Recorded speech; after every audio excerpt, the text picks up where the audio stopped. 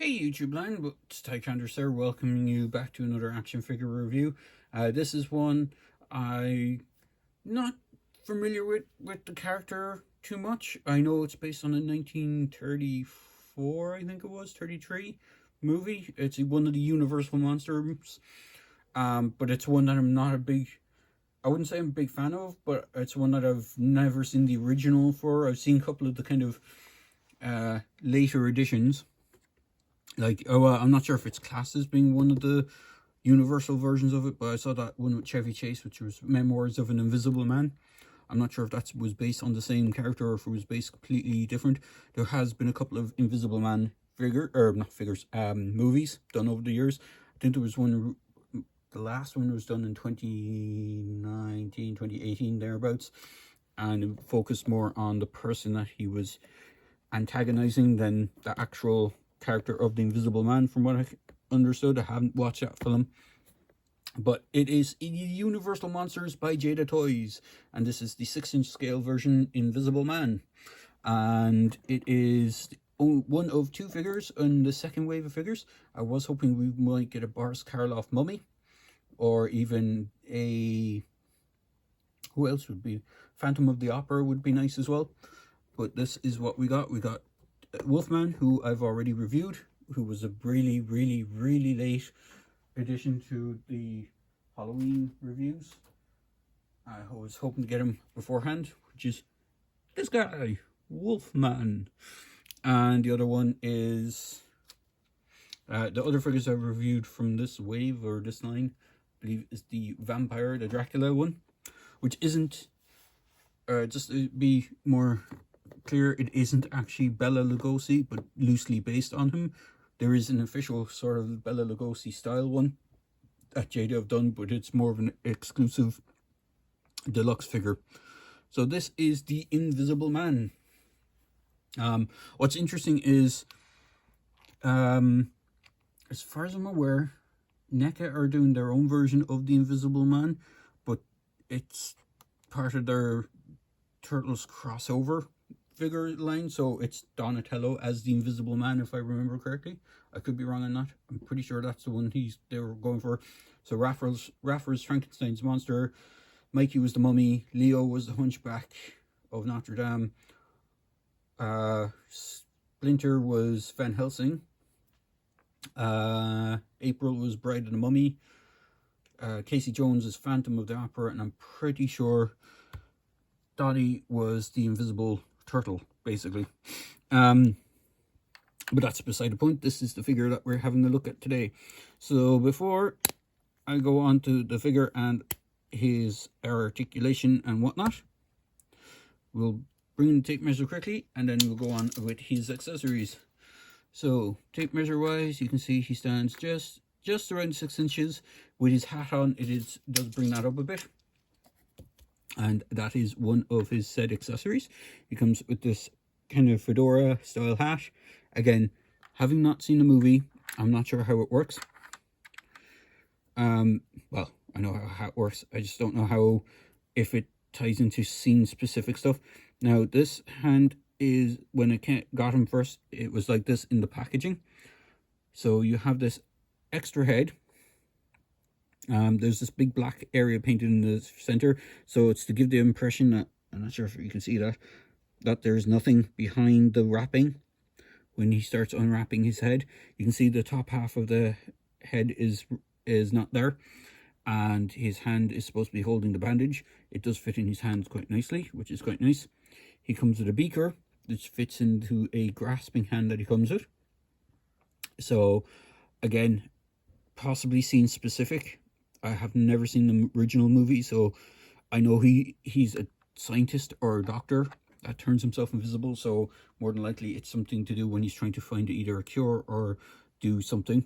And then there's this book, again, possibly scene specific, but I've, again, never seen the movie, so he does come with a book. He also comes with this awesome alternate left hand, and what's interesting about it is it has a right hand glove, because his hands actually are gloves, they're not actual hands.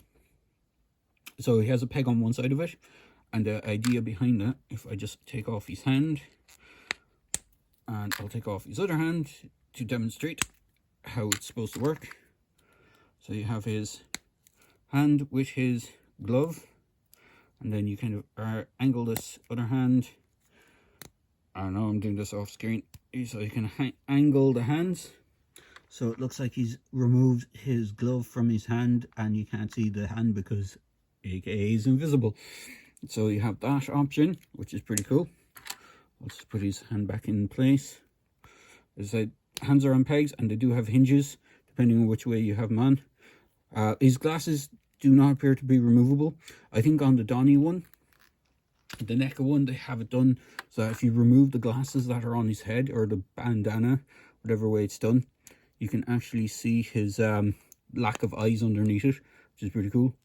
So the way this one is supposed to work is you have his hand, you put the head on, and you can have him look like he's removing the bandages and that there is nothing there underneath the head or underneath the bandages when he's removing them.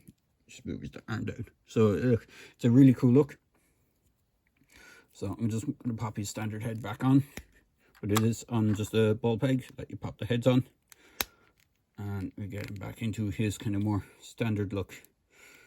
So articulation wise, he has a ball joint in the shoulder, can move all the way around, and it's the same on the opposite side, move all the way around. He has upper swivel or bicep swivel on the shoulders, which is kind of nice. He has double jointed elbows for good articulation. It really helps to get him into that articulation with the bandage hand. Again, as I said, hinge or wrists are on a swivel but have a hinge depending on which wrist you have in. He does have a ball joint at the waist, a good range of movement on that. His lower bathrobe kind of thing that he's wearing is fairly flexible and it has several cuts on it. So you have the standard cut for the back, but you also have an extra cut here and an extra cut here, just to give you good movement on the legs. So you can actually get him in a seated position. You can bend the knees, double jointed knees. They didn't skimp out on the lower articulation because he's wearing this thing. He has ball joints on the feet. His legs have a hinge for the back. And I think, does he have a sole boot cut? I don't think he has the boot cut. Maybe he does. Oh no, he does. It's just very tight on the left one.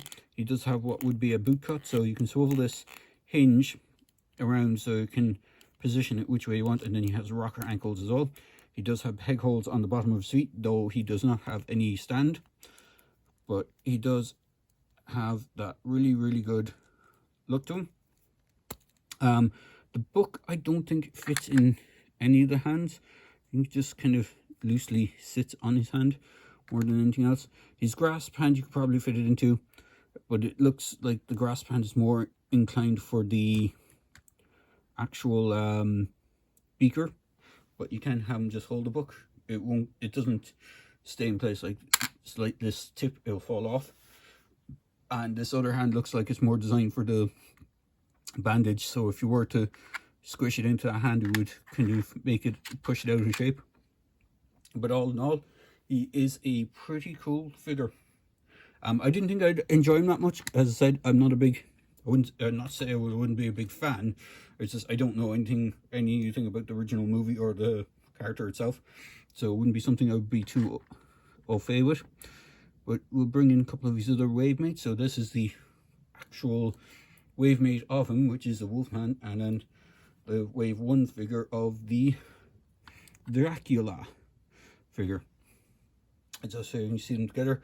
Now, I still haven't picked up the, what's her name, the Bride of Frankenstein one. I must pick that up, just complete the series. I do have the Gillman from Creature from the Black Lagoon, and I do have Frankenstein's monster from Frankenstein, but I don't have them handy. So for another scale comparison, just get this guy into a more standing position with his feet. Bear with me a second. We have one of the, this is like the first series Black series, or first original Black series Stormtroopers. As you can see, the height. Get a Marvel Legends if I can. Here is Armored Suit Spider-Man. What else have we got? We got a G.I. Joe 20, or not 25th Classified. Bring in Roadblock here behind. And because she's close by, we've got the Yellow Ranger Trini. Actually, sorry, this is the Aisha version. And anyone else in the 1/6 or the 1/12 scale figure sizes. We have a Fortnite figure as well. And we'll bring him in just so you can see a scale of how these guys work. This is one of the Hasbro Fortnite 6-inch figures. Don't you want to stand? Come on. Don't you want to stand? So, and then just for, because I have them handy, we'll bring in one of the older Jazzwares 6-inch Fortnite figures. Pop them in the back there behind, so you can see. Actually, if you move Spider-Man, you might be able to see Dracula's head. Ooh. Put them in between the two. So there you go. There's a quick look at the Universal Monsters by Jada Toys, The Invisible Man. He's a really good figure. Again, if you're not a big fan of the movie, you could easily pass on him. If it's not your jam, he's an easy pass. But if you're kind of a completist and you want to get all the figures from the Jada Universal Monsters line, he's actually reasonably good and quite articulated, so he's a pretty decent figure. So there you go, guys. I hope you enjoyed this video review for the Jada Toys Universal Monsters Invisible Man, and as always, please feel free to like, comment and subscribe to my channel. Cheers, guys.